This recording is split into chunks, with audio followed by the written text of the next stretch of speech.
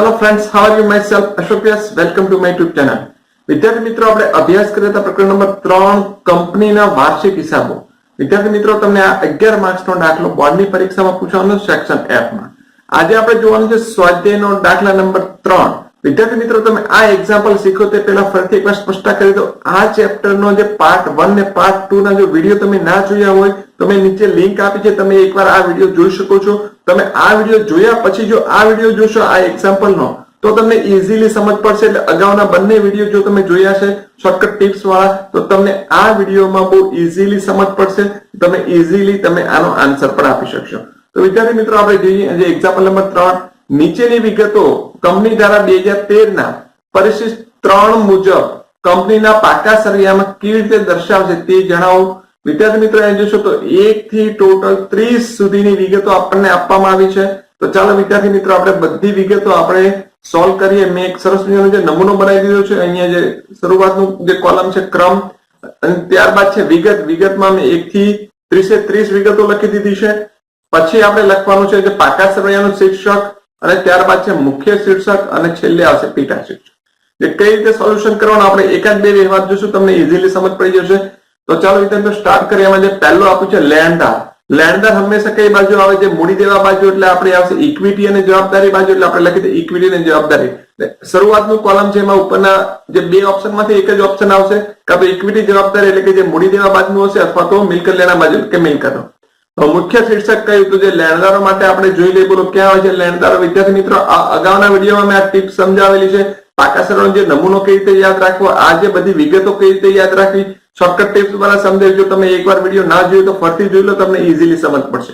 અહીંયા આપણને આપવામાં આવ્યું છે લેણદાર, આપવામાં આવ્યું છે જે વેપારી દેવા અને શીર્ષક છે ચાલુ જવાબદારી અને એનું જે પેટા શીર્ષક છે વેપારી દેવા. તો ચાલો આપણે નોંધ કરી દઈએ, લખી દઈએ જે ચાલુ જવાબદારી અને જે પેટા શીર્ષકમાં લખી દઈએ વેપારી દેવા. ત્યારબાદ છે જામીનગીરી પ્રીમિયમ. આપણું અનામત કહેવાય આપણા ધંધા માટે એટલે ઇક્વિટી અને જવાબદારી બાજુ આવશે. આપણે લખી દઈએ ઇક્વિટી અને જવાબદારી. પણ એમાં મુખ્યત્વે કયું શીર્ષક છે વિદ્યાર્થી મિત્રો? અહીંયા આપણે જોયું જામીનગીરી પ્રીમિયમ. તો આવશે શેર હોલ્ડરના ભંડોળમાં અનામત અને વધારાના શીર્ષક હેઠળ. તો ચાલો એની લખી દઈએ શેર હોલ્ડરના ભંડોળ અને અહીંયા લખી દઈએ અનામત અને વધારો. બોન્ડ. વિદ્યાર્થી મિત્રો બોન્ડ એક શું છે? આપણું એક પ્રકારનું દેવું છે એટલે એ આવશે ઇક્વિટી અને જવાબદારી અંતર્ગત. પણ વિદ્યાર્થી મિત્રો ક્યાં નોંધ આવશે? અને સરસ મજાની મેં ટિપ્સ બનાવેલી છે, તમે વિદ્યાર્થી મિત્રો બરાબર ધ્યાન આપજો.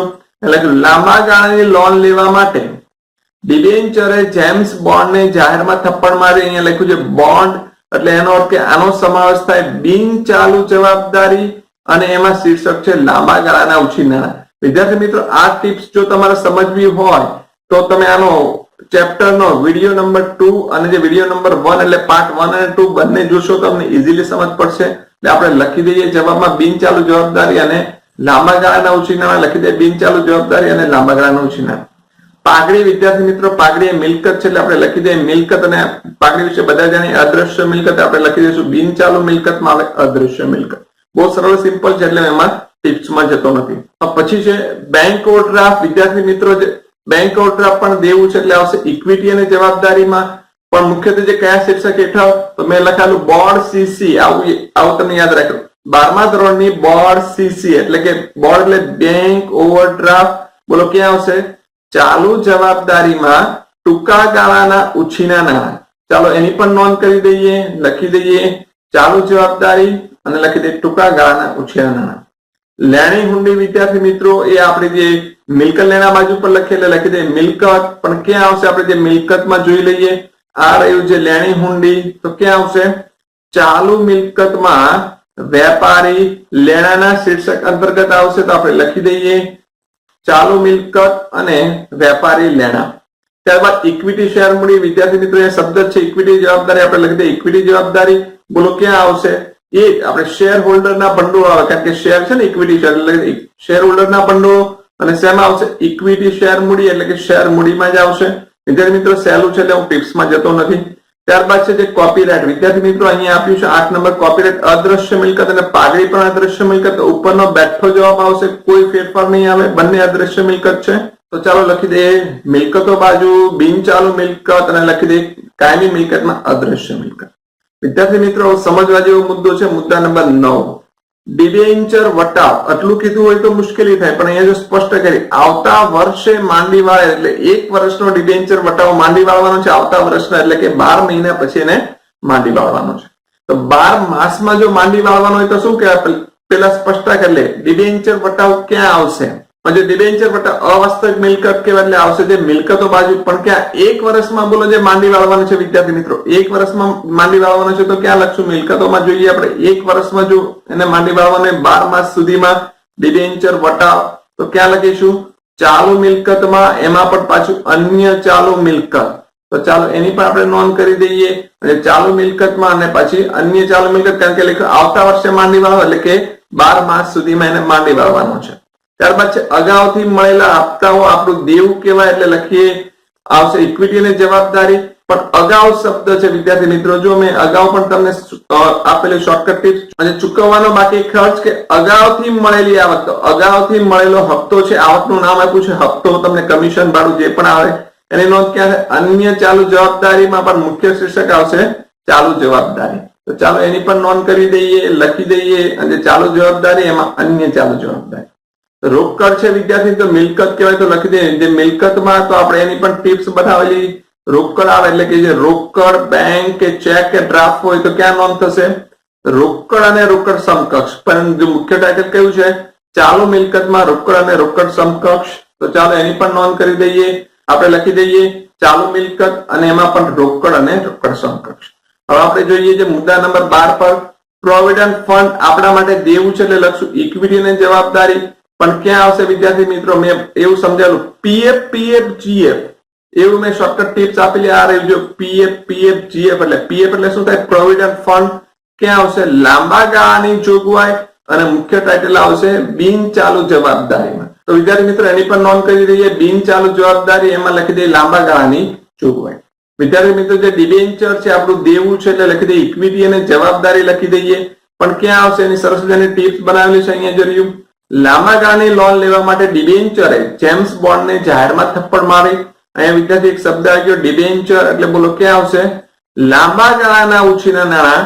પરંતુ ટાઇટલ આવશે બિન ચાલુ જવાબદારી. તો ચાલો આપણે લખી દઈએ બિન ચાલુ જવાબદારી અને એમાં લખી દઈએ લાંબા ગાળાના ઉછીના નાણાં. પછી છે ટ્રેડમાર્ક. વિદ્યાર્થી મિત્રો અદ્રશ્ય મિલકત છે, અગાઉ આવી ગયું એટલે ફરીથી હું તમને સમજાવતો નથી. આપણે લખી દઈએ મિલકતો બાજુ, એમાં પણ આવશે બિન ચાલુ મિલકત. અને કાયમી મિલકત એમાં પણ અદ્રશ્ય મિલકત. છૂટા ભાગો વિદ્યાર્થી મિત્રો, છૂટો ભાગ કોઈ સ્પેર પાર્ટ હોય એ પણ આપણી મિલકત એટલે લખી દઈએ મિલકત. પણ ક્યાં આવશે? જે મિલકતો બાજુ જોઈ લઈએ આપણે. અહીંયા જો વિદ્યાર્થી મિત્રો શોર્ટકટ ટિપ્સ બતાવી છે મેં. માલ શબ્દ આવે, સ્ટોક શબ્દ આવે, છૂટા ઓજાર આવે કે છૂટા ભાગ આવે.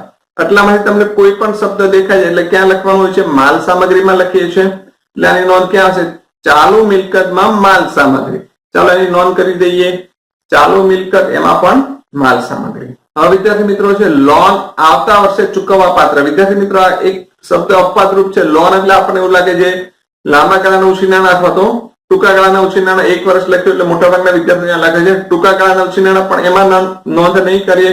લોન દેવું છે એટલે ઇક્વિટી જવાબદારી લખીશું. પણ આવતા વર્ષે ચૂકવવાનું છે એટલે આપણે એ કહી શકાય ચાલુ જવાબદારી છે. આપણે લખી દઈએ ચાલુ જવાબદારી.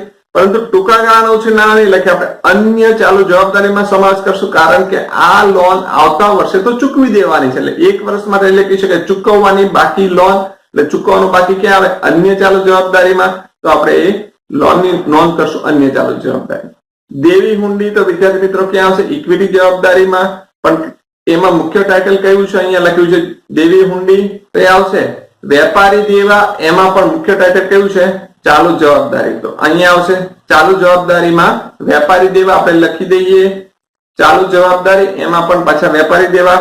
સામાન્ય અનામત, અનામત પણ ક્યાં? ઇક્વિટી અને જવાબદારીમાં જ આવશે. અને એનું પહેલું ટાઇટલ છે શેર હોલ્ડરના ભંડોળ. વિદ્યાર્થી મિત્રો મેં તમને અગાઉ પણ સમજાવ્યું, જ્યારે પણ અનામત શબ્દ તમને દેખાઈ જાય ત્યારે અનામત અને જે વધારામાં આવે અને મુખ્ય ટાઇટલ આવે શેર હોલ્ડરના ભંડોળ. ચાલો આપણે લખી દઈએ શેર હોલ્ડરના ભંડોળ અને અનામત અને વધારા હેઠળ. જાહેર થાપણ વિદ્યાર્થી મિત્રો આ પણ એક પ્રકારનો દેવું છે, તો આપણે લખશું ઇક્વિટી જવાબદારી. વિદ્યાર્થી ટિપ્સ બહુ સરસ છે, જોઈ લો અહીંયા. લાંબા ગાળાની લોન લેવા માટે ડિબેન્ચરે જેમ્સ બોન્ડને જાહેરમાં થપ્પડ મારી. વિદ્યાર્થી મિત્રો એક શબ્દ છે જાહેરમાં થપ્પડ, એટલે કે જાહેર થાપણ થાય એનો મતલબ. વિદ્યાર્થી મિત્રો આ ટિપ્સ કઈ રીતે આવી આનો મેં વિડીયો નંબર 2 માં સંપૂર્ણ સમજૂતી આપી છે. વિડીયો નંબર 2 જોશો તમે આ ચેપ્ટરનો તમને સરળતાથી સમજ પડશે. એનું ટાઇટલ છે લાંબા ગાળાના ઓછી નાણાં અને મુખ્ય ટાઇટલ છે બિન ચાલુ જવાબદારી. ચાલો એની પણ નોંધ કરી દઈએ. બિન ચાલુ જવાબદારી અને લાંબા ગાળાના ઉછીના નાણાં. દેવાદાર મિલકતો બાજુ આવશે, પરંતુ એનું શીર્ષક કયું છે આપણે જોઈ લઈએ. અહીંયા રહ્યું છે દેવાદાર, તેનું શીર્ષક છે વેપારી લેણા, પણ એનું મુખ્ય શીર્ષક છે ચાલુ જવાબદારી. વિદ્યાર્થી મિત્રો ચાલો આની પણ નોંધ કરી દઈએ, લખી દઈએ ચાલુ જવાબદારી અને વેપારી લેણા. પેટર્ન વિદ્યાર્થી મિત્રો, આ પેટર્ન છે અદ્રશ્ય મિલકત છે. જે રીતે અહીંયા હતું ટ્રેડમાર્ક અદ્રશ્ય મિલકતની નોંધ કરી. આ બેઠું ટાઇટલ આપણે લખી દઈશું નીચે જવાબમાં. બેઠું છે એટલે લખી દઈએ મિલકતો, એમાં પણ જે બિન ચાલુ મિલકત, કાયમી મિલકતમાં અદ્રશ્ય મિલકત તરીકે. ત્યારબાદ છે બાકી હપ્તા. વિદ્યાર્થી મિત્રો મેં અગાઉ ટિપ્સ આપેલી કે શેર મૂડીના ચેપ્ટરના જેટલા પણ મુદ્દા આવે એ બધા શેર હોલ્ડરના ભંડોળમાં શેર મૂડીમાં જ આવશે. તો બાકી હપ્તા એ આપણે આવશે ઇક્વિટી અને જવાબદારીમાં, પરંતુ એમાં મુખ્યત્વે કયું ટાઇટલ છે જો અહીંયા મેં લખ્યું શેર મૂડીનું પ્રકરણ જ અહીંયા આવે તો આપણે શેર મૂડીના પ્રકરણમાં આપણે જોતા જે મંજૂરીનો હપ્તો બાકી છે, આખરી હપ્તો બાકી છે એવું આવતા, એટલે કે આ ચેપ્ટરમાં જ આવશે કે શેર મૂડીમાં આવશે અને શેર હોલ્ડરના ભંડોળમાં આવશે. તો ચાલો આપણે એની પણ નોંધ કરી દઈએ. આપણે લખી દઈએ શેર હોલ્ડરના ભંડોળ અને શેર મૂડીમાંથી બાદ થાય, કારણ કે બાકી હપ્તા હોય તો આપણે શેર મૂડીમાંથી બાદ કરીશું.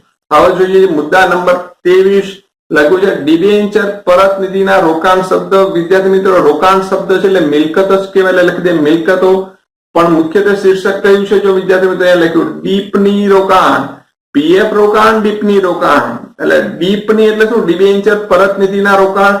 ક્યાં આવશે? બિન ચાલુ રોકાણમાં. મુખ્ય શીર્ષક છે બિન ચાલુ મિલકત. ચાલો એની પણ નોંધ કરી દઈએ. બિન ચાલુ મિલકતમાં બિન ચાલુ રોકાણ. સ્ટોર્સ અને છૂટા ઓજારો, આ પણ એક પ્રકારની મિલકત જ છે, પરંતુ જો છૂટા શબ્દ આવે, મેં અગાઉ પણ કીધું કે માલ, સ્ટોક, છૂટા ઓજાર, એટલે કે છૂટા શબ્દ આવ્યું છૂટા ઓજાર ક્યાં આવશે? માલ સામગ્રીમાં. મુખ્ય ટાઇટલ કયું છે? ચાલુ મિલકત. તો ચાલો એની પણ નોંધ કરી દઈએ. ચાલુ મિલકત, એમાં પણ જે ટાઇટલ આવશે માલ સામગ્રી. વિદ્યાર્થી મિત્રો છે હવે જે નવો ટોપિક છે લાયસન્સ. વિદ્યાર્થી મિત્રો જે રીતે આપણે જે પાઘડીની નોંધ કરેલી એકવાર આવેલું, ટ્રેડમાર્ક આવેલું એકવાર આવેલું, પેટર્ન, આ બધી અદ્રશ્ય મિલકત છે. તો લાયસન્સ પણ કેવી છે? અદ્રશ્ય મિલકત છે. એટલે યાદ રાખજો લાયસન્સ વાળો મુદ્દો જે તમારા માટે નવો છે આપણે લખી દઈએ મિલકતો બાજુ આવશે, બિન ચાલુ મિલકત અને કાયમી મિલકતમાં અદ્રશ્ય મિલકત.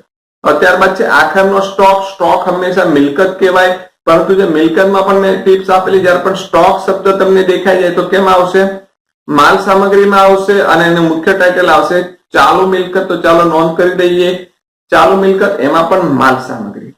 બેંક શિલ્લક. શિલ્લક પણ આપણી મિલકત જ કહી શકાય. તો આપણે જોઈએ છે મિલકતમાં બેંક શબ્દ આ રહ્યો. બેંક શબ્દ અહીંયા આવી જાય એટલે ક્યાં આવે? રોકડ ને રોકડ સમકક્ષમાં આવે અને એનું ટાઇટલ છે ચાલુ મિલકત. તો ચાલો એની પણ નોંધ કરી દઈએ. અને ચાલુ મિલકત, રોકડ અને રોકડ સમકક્ષ. નફા નુકસાન ખાતાનો વધારો. વિદ્યાર્થી મિત્રોનો મતલબ શું થાય? ચોખ્ખો નફો. તમારા ધંધામાં જે નફો હોય એ તમારી અનામત કહી શકાય. એટલે અનામત ક્યાં આવતી હોય છે? મૂડી દેવા બાજુ, એટલે કે ઇક્વિટી અને જવાબદારી બાજુ. આપણે લખી દઈએ ઇક્વિટી અને જવાબદારી બાજુ. પણ એમાં જોઈ લે કે જે મુખ્ય ટાઇટલ કયું છે અહીંયા લખેલું છે નફા નુકસાન પત્રનો નફો કે ખોટ, એટલે કે જે નફામાં વધારો કે ઘટાડો આપણે ક્યાં લખશું? અનામત અને વધારામાં. મુખ્ય ટાઇટલ આવશે શેર હોલ્ડરના ભંડોળ. તો ચાલો એની પણ નોંધ કરી દઈએ, લખી દઈએ શેર હોલ્ડરના ભંડોળ, અનામત અને વધારો. વીજળી કંપનીમાં ડિપોઝિટ. વિદ્યાર્થી મિત્રો કોઈ પણ જગ્યાએ ડિપોઝિટ તમે ભરો એટલે તમારી મિલકત કહી શકાય. આપણે લખી દઈએ મિલકત બાજુ. પણ એની મેં શોર્ટકટ ટિપ્સ આપેલી તમને. જયારે કોઈ પણ પ્રકારની ડિપોઝિટ શબ્દ દેખાઈ જાય વિદ્યાર્થી મિત્રો, એને શું કહેશું? લાંબા ગાળાની લોન અને ધિરાણ. એનું મુખ્ય ટાઇટલ આવશે બિન ચાલુ મિલકત. એટલે ડિપોઝિટ વર્ડ દેખાય એટલે આ લખી દેવાનું. આપણે લખી દઈએ બિન ચાલુ મિલકત, લાંબા ગાળાની લોન અને ધિરાણ. હવે છેલ્લો મુદ્દો છે અને પ્રેફરન્સ શેર પરત પ્રીમિયમ. વિદ્યાર્થી મિત્રો જે પરત પ્રીમિયમ આપણું દેવું છે એટલે લખશું ઇક્વિટી અને જવાબદારી. પરંતુ જે કયા ટાઇટલ આવશે જો અહીં લખ્યું માત્ર પરત પ્રીમિયમ. કોઈ પણ જગ્યાએ શબ્દ દેખાય છે પરત પ્રીમિયમ, તેની નોંધ કરશું અન્ય લાંબા ગાળાની જવાબદારી અને મુખ્ય ટાઇટલ છે બિન ચાલુ જવાબદારી. ચાલો એની નોંધ કરી દઈએ બિન ચાલુ જવાબદારી અને અન્ય લાંબા ગાળાની જવાબદારી. તો વિદ્યાર્થી મિત્રો આ રીતે આપણે 30 મુદ્દા એમાં પાકા સરવૈયામાં મુખ્યત્વે જે કયા કયા જે ટાઇટલ હેઠળ આવે છે અને એનું પણ જે પેટા શીર્ષક કયું છે તે સંપૂર્ણ સમજૂતી સાથે જોયું. વિદ્યાર્થી મિત્રો જો કદાચ આ વિડીયોમાં તમને થોડી ઘણી મુશ્કેલી પડે તો આ ચેપ્ટરનો પાર્ટ 1 અને 2 એકવાર જોશો તમને ઇઝીલી સમજ પડશે. મોટે ભાગે વિદ્યાર્થી મિત્રો આ ચેપ્ટર જે દાખલો પૂછે છે આવી વસ્તુ પૂછવાની શક્યતાઓ ઓછી છે, છતાં પણ આ વર્ષે અભ્યાસક્રમ ખૂબ સહેલો બનાવી દીધો છે, એટલે કદાચ તમને આ વર્ષે આવો દાખલો પણ પૂછાઈ શકે. વિદ્યાર્થી મિત્રો તમને આ વિડીયો કેવો લાગ્યો નીચેની કોમેન્ટ બોક્સમાં જરૂરથી જણાવજો. આ ઉપરાંત અમારો વિડીયો પસંદ પડે તો લાઈક કરો, તમારા મિત્રો સાથે શેર કરો અને આવા જ વિડીયોની અપડેટ મેળવવા માટે હજુ પણ અમારી ચેનલ સબસ્ક્રાઇબ ના કરી તો સબસ્ક્રાઇબ કરો, જેથી કરીને આ વિડીયોની અપડેટ મળતી રહે. નેક્સ્ટ ટાઈમ હવે આ ચેપ્ટરના આપણે એક્ઝામ્પલ સ્ટાર્ટ કરવા જઈ રહ્યા છે, જેમાં તમને બોર્ડની પરીક્ષામાં 11 માર્ક્સનો દાખલો પૂછવાનો જઈ રહ્યો છે. તો એવા દાખલા સાથે મળીશું. ત્યાં સુધી આપનો દિવસ શુભ રહે. Thank you very much.